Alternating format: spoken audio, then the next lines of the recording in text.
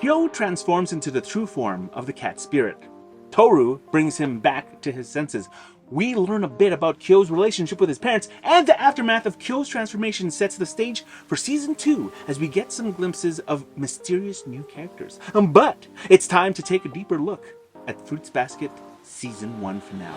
No other word since then could define the things most precious to me. So I don't say beautiful or pretty, unless it comes from the heart. Nobody is perfect. I have my bad sides, and you may not know it, but so do you. But that's not a bad thing. The bad parts are what make you, you. In the Season 1 finale, themes of honesty and acceptance are explored. Not being accepted by a loved one hurts, obviously. But to be lied to about being accepted can not only be painful, but destructive to that person's outlook on life and the people that surround them. Kyo has experienced this pain. To understand a bit of what Kyo is going through, we have to go back to his past. Dressed in black and surrounded by strangers, they talk about the tragedy that is the suicide of Kyo's mother, gossiping to each other that Kyo was the cause, that giving birth to the cat spirit drove her to take her own life. As the stages of grief set in, Kyo is approached by Kazuma, who tells him that it's okay and that he understands. As Kyo finally lets his tears out, Kazuma invites him to live with him. Kazuma, who Kyo called Master, had taken in Kyo at a young age and trained him, Yuki, Kagura, and Hatsuharu in martial arts. He arrives at the Shigure house, greeting everyone and expressing his interest in meeting Tohru.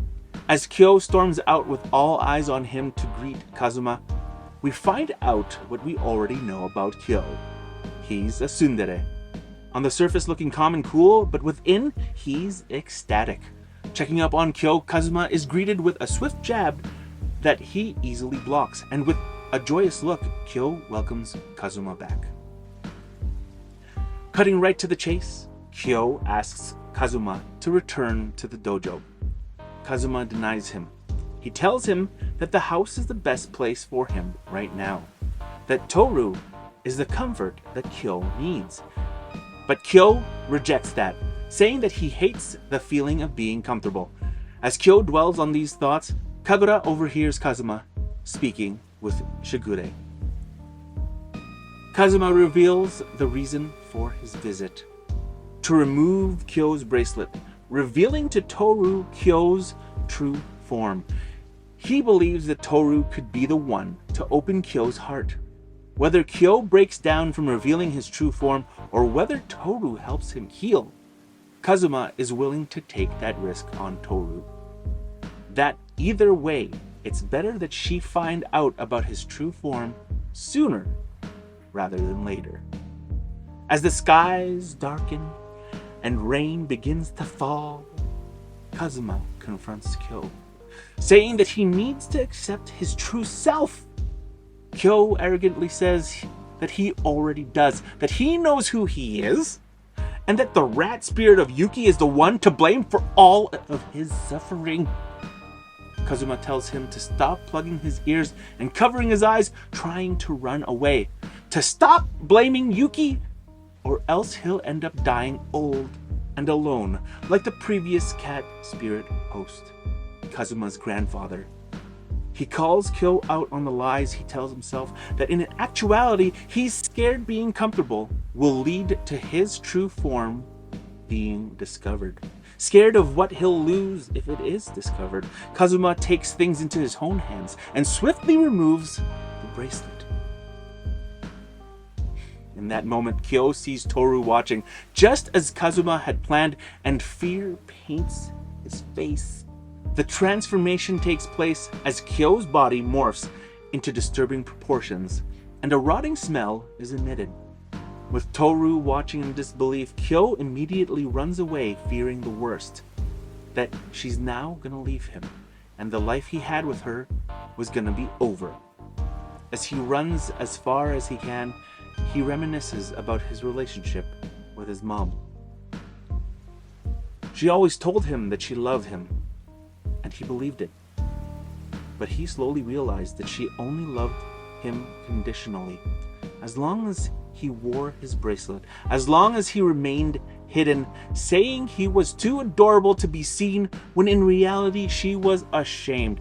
Always telling the lie that she loved him took its toll. He knew that it couldn't be true, that if she really did love him, she wouldn't block out the things she didn't like about him. The curse? The curse is part of what makes Kyo Kyo. To tell him she loved him would be a lie if she didn't accept all of him. Finding Kyo after some display of his super strength, Tohru is there to comfort him. But Kyo doesn't want that. The lies he had been told by his mother through the years had affected him to hear Tohru say the same things that his mother said would only hurt more. Hearing the only one person he might love lie to his face, and so he pushes her away with all of his strength. Kyo thinks that what he needs is to be alone, that one day everyone he cares about will eventually leave him or pity him because of his form. So he forces himself to accept this want to be alone so that it won't hurt when it happens. But deep down he knows this is a lie. Telling himself he doesn't need love, he breaks down knowing that he really does. He just couldn't accept that his own mother didn't give him that love, the love he was starved of. To his surprise, Tohru embraces him, telling him that it's time to go home. Tohru admits to him that she's scared and confused, yet she continues to hold on to him. She tells him that she wants to understand him, that he's always listened to her problems, and that she's opened up to him. She wants to do the same for Kyo. She wants to be there for Kyo in the way that Kyo was there for her, because she knows that if she isn't there for Kyo now, she won't get that chance ever again.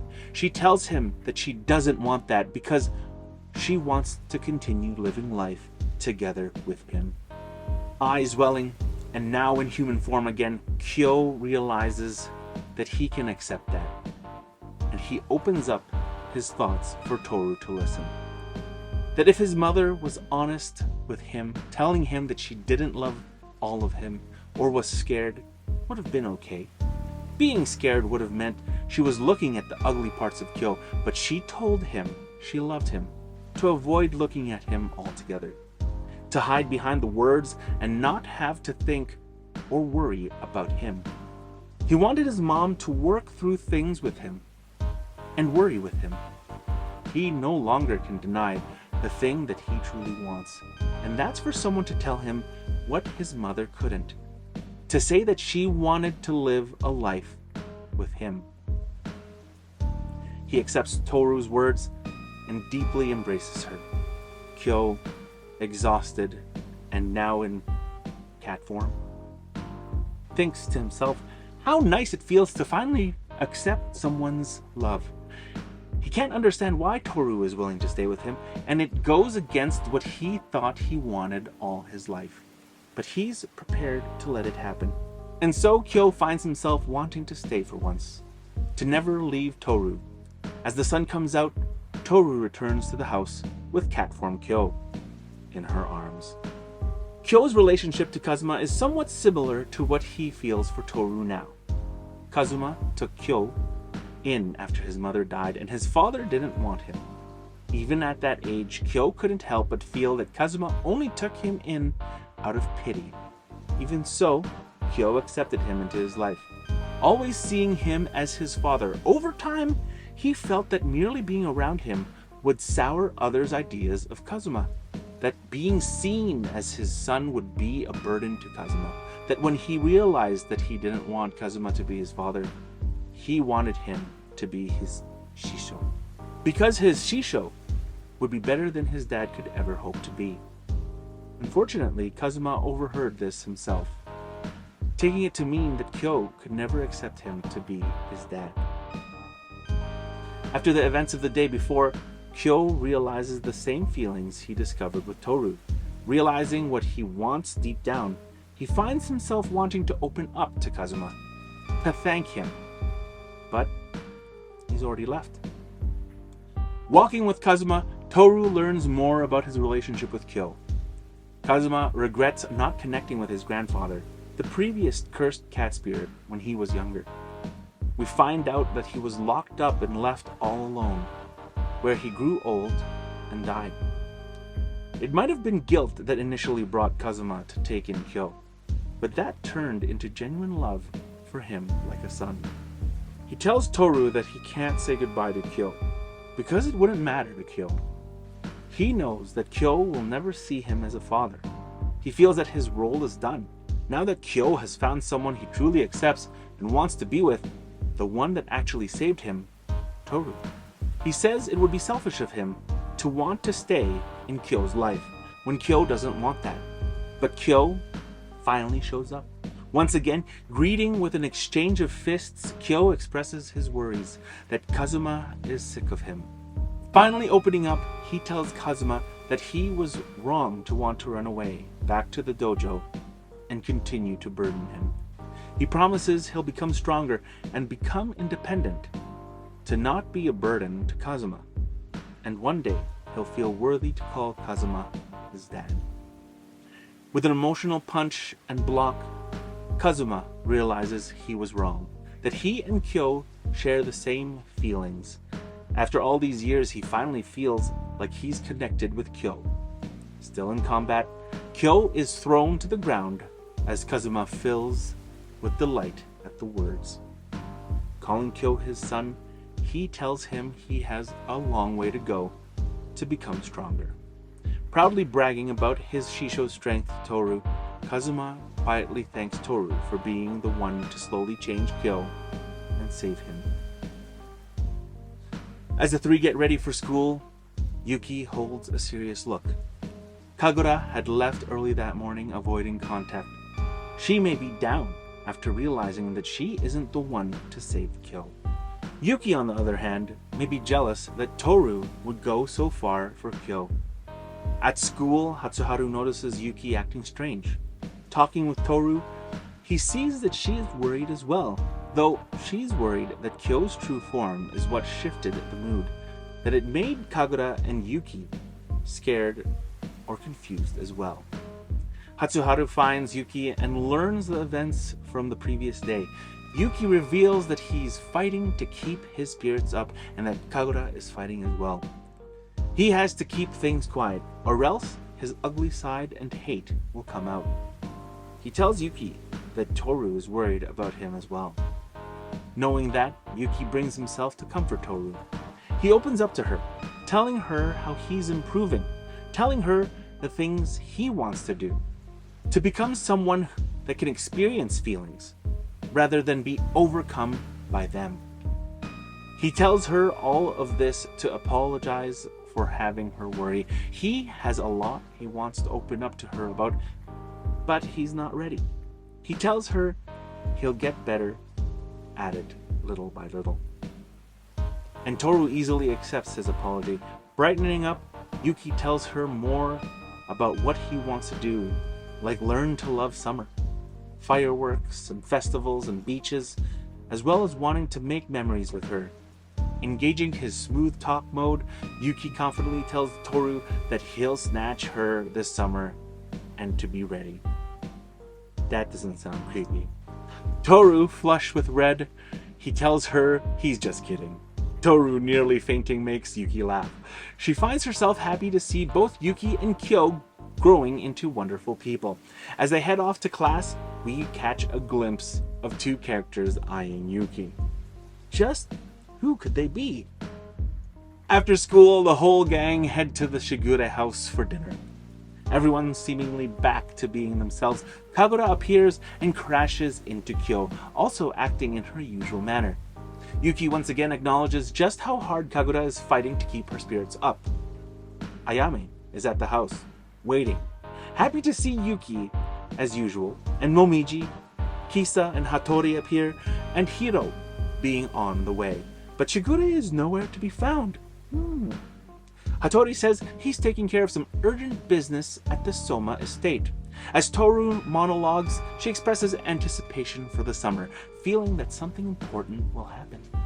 As the group is in high spirits, we find Hiro visiting the hospital, where we meet Rin. Covered in bandages, she holds a determined look on her face, mentioning that Shigure is her only option. And finally we reach Shigure, with Akito, leaning on him. He expresses the same sentiment as Toru, that something is coming. Something big, involving Toru and Kyo and Yuki, and possibly many more. Though, while Toru is elated, Shigure remains deep in thought at what might come. And thus, FruitsBasket Season 1 comes to a close. Just who are these students eyeing Yuki? And why is Rin in the hospital? Summer is coming, and something big is gonna happen. What could it be? Get subscribed to find out. Not really. Actually, I appreciate you guys watching, and I hope you enjoyed this series. We were thinking of doing another channel about, all of these fun animes that I watch and stuff like that. And it might happen. It might not. It will probably happen. But, yeah, I think you should totally keep in touch. Hit that subscribe button for now on Brian's Republic.